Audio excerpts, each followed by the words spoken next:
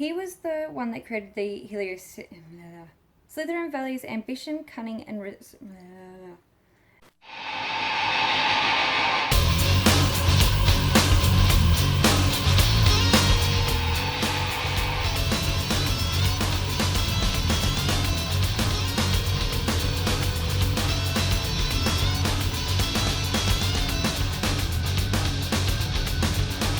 Hello, my name is Dahlia and welcome to my channel. So the other day while I was on Twitter, which I am quite regularly, I found a writing tag game. I believe that Illuminosity is the original creator of this tag. That is where I found it, but I'm not 100% sure. In this tag there are 25 questions and it is all about your current work in progress, or you could even answer the questions related to any other of your works. So because this is a long tag, I'm going to get started right now. Number 1.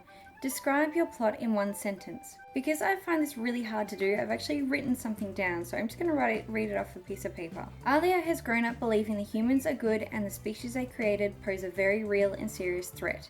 But when she is transformed and educated in the humans' misdeeds, she must join a team of this species to take down those she once loved and trusted, or die along the way. 2.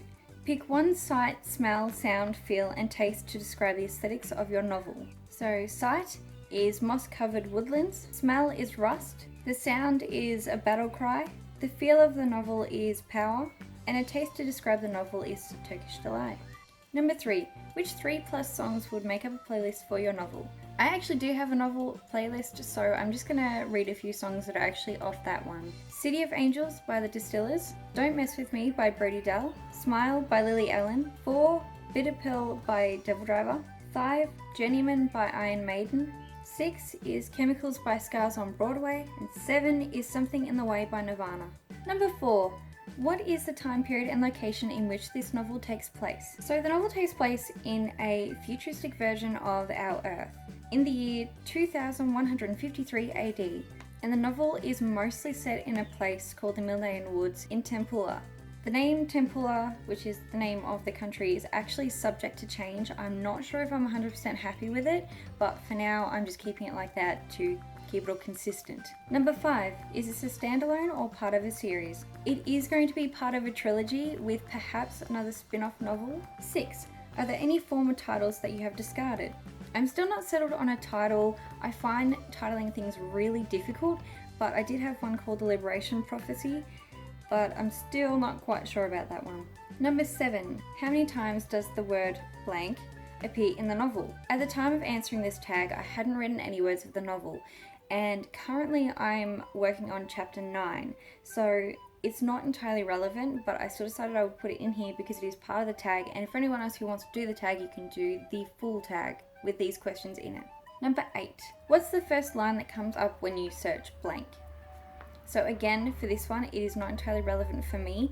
These 2 questions I feel would be better on Tumblr, so people can ask you, what's the first line that comes up when you search for couch? Number 9. What is the first line of your novel? So I decided that instead of just giving you the first line, I was going to give you the first paragraph. I hitched up the bodice of my itchy gown and sighed. Whatever air that could actually be stored in my lungs expelled into the cool night air as a cloud. My mother's voice rambled in my ear, but I tried not to pay attention. This night was for me. Well, okay, it was for the country I would rule someday soon, but it was a dinner and ball for my giving away ceremony. I was what would create an alliance between Tempula and Shiro. Number 10. What's a line of dialogue you're particularly proud of? So in one scene after a pretty rough night, one of my characters is kind of reminded of all the choices he's made in his life and where it's brought him today. And he actually says to my main character, I traded one cancer for another, because the species is considered a cancer. I'm going to stop doing the hand thing because I realize that I don't have 25 fingers, so this kind of doesn't make any sense. Number 11. Which line from your novel most represents it as a whole? If humans have never tried to play God, we will never be in this mess. Number 12. Who are your character face claims? Alia is Liv Tyler, Semyon is Danilo Kozlovsky, Regina is Olivia Wilde, Lucinda is Rebel Wilson, Siren is Joy Bryant, Adler is Justin Timberlake, and Copernicus is Adrian Brody. Number 13. Sort your characters into Harry Potter houses. So, Gryffindor values bravery, daring, nerve, and chivalry. In this category, I put Semyon and Copernicus. Hufflepuff values hard work, dedication, patience, loyalty, and fair play. In this house, I put Siren and Alia. Ravenclaw values intelligence, knowledge, and wit. And in this one, I decided to put Adler. Slytherin values ambition, cunning, and resourcefulness. And in this one, I put Lucinda and Regina. Number 14. Which character's name do you like the most? Now, this is a little bit of symbolism and a backstory to my novel. The name that I like the most is Copernicus. He was named after a man called Nicholas Copernicus.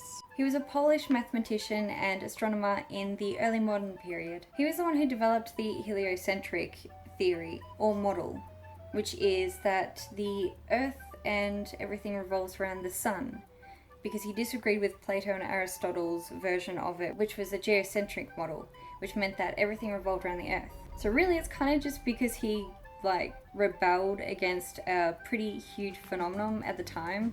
Number 15, describe each character's outfit. At the start, Alia dressed more in ball gowns and summer dresses, that sort of thing, very feminine and girly and a little bit colourful, obviously quite slutty too. But afterwards she prefers fighting leathers and shorts because she can't particularly wear a dress or doesn't like the way she looks in dress because of the fact that her appearance has changed a lot. Semyon dresses in black shirt, black jeans, leather jacket, that sort of thing. It's just very plain and dull. He doesn't like colour, he doesn't like really wearing anything interesting. He just kind of wears what keeps him protected. Say like with the leather that protects him from danger and the black that keeps him hidden. He's very logical minded. Regina likes formal shirts and slacks. She was a businesswoman before she was transformed, and so she's just kind of kept that style. Lucinda loves colourful dresses, colourful leggings, colourful bows in her hair. She likes to be bright and cheerful and happy. She just loves colours. Anything with colours, she'll wear it. Siren prefers tank tops and skinny jeans over really anything else. She's not the type that is girly girl. She just kind of dresses for efficiency and also to be comfortable. Adler dresses in kind of grey jeans and hoodies. He's very basic. The only thing that he really always has on him that plays a different part to his everyday dress is his sachet of goodies. That's how... He's a nerd, so he carries around a whole bunch of things so that he can fix people and he can fix, say, broken technology. He's just a very nerdy guy. And Copernicus likes to wear leather jackets, but more the pleather type thing. He likes it for show. He likes to wear blue jeans and a lot of silver jewelry, which actually has a part to play in the novel as well. Number 16. Do any characters have distinctive birthmarks or scars? Alia has a scar running down the length of her spine. Semyon has many scars. On his face, his back, his chest, his arms, practically everywhere.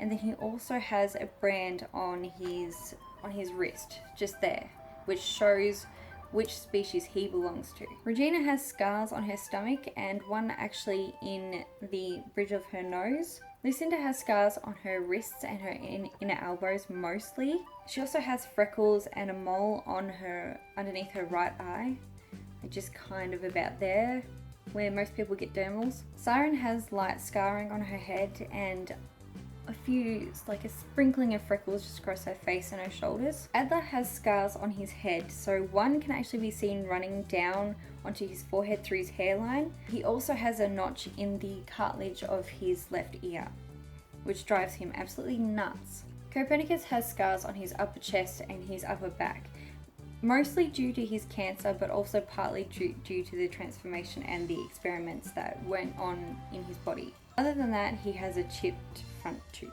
Number 17. Pick a colour to represent each character. Alia is ice blue, Semyon burnt sienna, Regina deep red, Lucinda magenta, Siren gold, Adler kind of a washed out grey, and Copernicus black. Number 18. Pick a font to represent each character. I will show them now.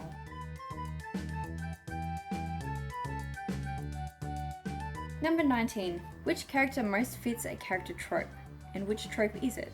I would say Semyon because he is kind of the typical arrogant asshole with the, conflicted past and everything, but he's not the same in that respect. He's, I can't really say much without kind of giving away what happens in the second and third book. His past is quite relevant to those books, but not necessarily in the first book.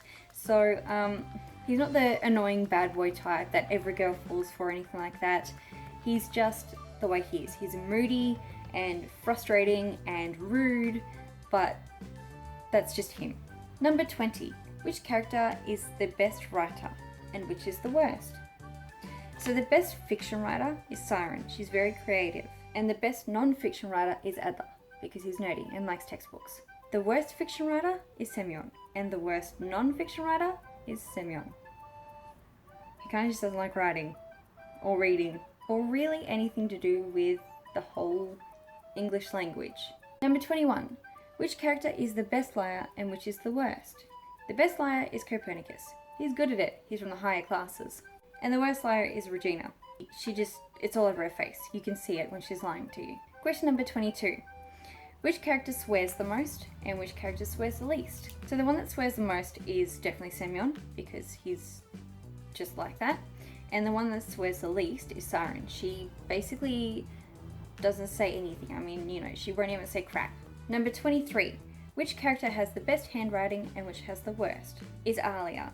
She is from the higher classes, so she was taught very well and taught very specifically, had a lot of attention paid to her and her abilities because she is set to be future queen. And the worst is Adler. He writes like a doctor. You can't really read any of it. Number 24. Which character is most like you and which is the least like you? The most like me is Adler. He's the INFJ and he's nerdy and he likes technology and he likes to build things and take things apart just to see how they work. He also likes to fix people's problems and be there for them and support them. And least like me is Semyon. He's moody and he's mean and he's aggressive and he's also good at being really independent.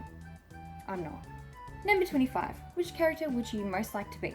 I would have to say Siren, because even though everything goes wrong for her and now everyone's against her and the only people that she can be friends with are the species that she was raised to hate, she's still so full of hope. She thinks that she can go back and live a normal life, and it's probably more due to ignorance or disbelief, but yeah, I would say she's full of hope, and it's kind of nice. So that was the 25 questions. I cannot believe I got through them all, and I really hope this video is not going to be really long, but I kind of have the feeling that it will be, and I really apologize for that. Talking about my story just really excites me. I love finding tags that I can do that are worth putting on YouTube, especially about my current writing project, because I feel really strongly about it. Thank you so much for joining me for this video, and if you'd like to read any of my work, it's all up on my website. I will leave the links down below, as well as all my social media links, so you can follow me there and check out my writing. If you want to send me a message or have any questions, please go and find me on my Tumblr. I welcome asks all the time. I have a few backed up right now that I actually need to go through, so if you have left one, I'm sorry, I will get to you very soon. Let me know what you're writing down below in the comments. I'd love to know if you're writing your own story, and tell me what it's about. And this tag is open for anyone to do. I invite everyone to go ahead and have some fun with it. If you like this video and you want to see more, remember to like, share, comment and subscribe. I post writing videos regularly on Fridays, and I hope you join me for my next video. I'll see you then. Bye!